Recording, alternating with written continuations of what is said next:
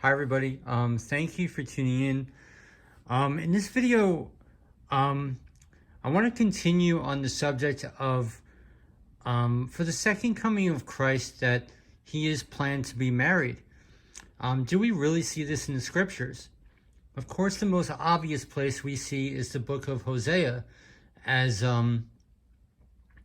if you understand how many of the characters in our Bibles are a type and shadow of Messiah, surely the prophet Hosea is no different.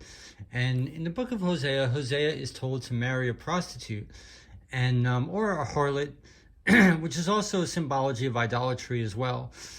And that's just a symbology of Israel straying onto other gods, etc. And it's all just a really beautiful metaphor how Yah feels about his people who go astray and all that kind of stuff. So there's something I found in the Targum translation of Zechariah, okay? And here we are, okay, all right there.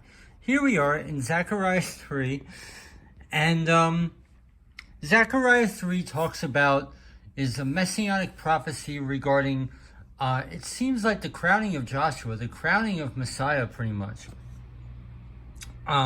We could also read more in detail about Zechariah 3 in the apocryphal book Gad the Seer from our brother Ken Johnson. Chapters 1 through 2, I think, really get into amazing revelation and detail of Zechariah 3. It's really amazing. But here in the Targum translations, there's something very particular. We know that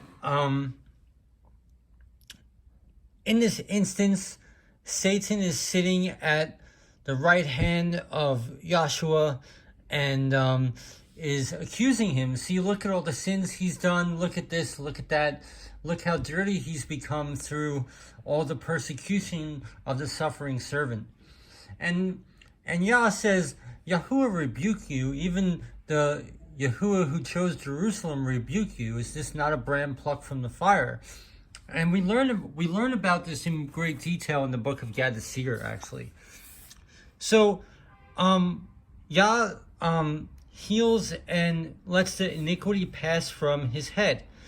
And he's given what's in our standard Bibles, what's called a fair mitre, or a fair crown. And I've always interpreted that to be maybe a glorified light body. His sin is passed from him, is cleansed from him, the sin nature cleansed from us. But the Targums add something that is quite peculiar, and I also find very true. Now, I'm not saying this is the authoritative verse that we should be going on instead of what's in our Bibles. To understand,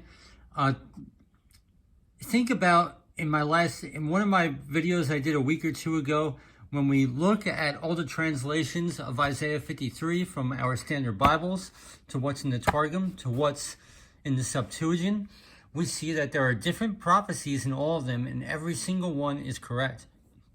So throughout the thousands of years and all that stuff, things have been added and taken away and mistranslated in our Bibles. Does this mean we can't trust our Bibles? Absolutely not. Of course not. But there are things that are seen in the other translations that our mainstream biblical translations don't necessarily bring forth. And this is one of those cases. So here we are. Yahshua is about to get the fair mitre set upon him. And in this translation, it's called a turban. Okay, we also see this in the Wisdom of Solomon as well. So, and they set a clean turban upon his head and made him marry a wife who was suitable for a priest. Interesting, because that is not in our Bibles, right? And so that's really interesting. And this cross-references actually Hosea chapter 3, verse 2 and 3. Wait, I gotta unplug my phone. Let's see what happens. We're still rolling. Okay, so here we are in Hosea 3, chapter 2 and 3. He says, I bought her to me for 15 pieces of silver and a homer of barley and a half homer of barley. And I said unto her, you shall abide for me many days. You shall not play the harlot, and you shall not be for another man. So will I also be for you. And then we hear about the scattering of Israel. Maybe Messiah will be taken away from us and then return again.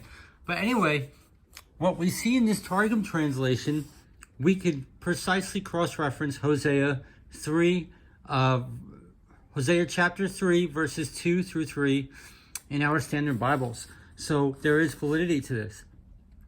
Very, very interesting. So, and we know this wife is supposed to resemble a type and shadow of a Mary Magdalene type of figure. Now, could more than one person fulfill the shade and type of Mary Magdalene at Yahushua's feet? It's very possible, absolutely. The name Mary means their rebellion. It's a plural. So it's very interesting. The depths and wisdom of Yah's word are never ending. We can never put them in a box. So I just wanted to share what I found in the Targum translation and how it applies to the revelations that we're uncovering in Mary Magdalene. And I'll add this to the playlist. Okay, guys. Yah bless you. I'll get a close-up if you want to see. Very amazing.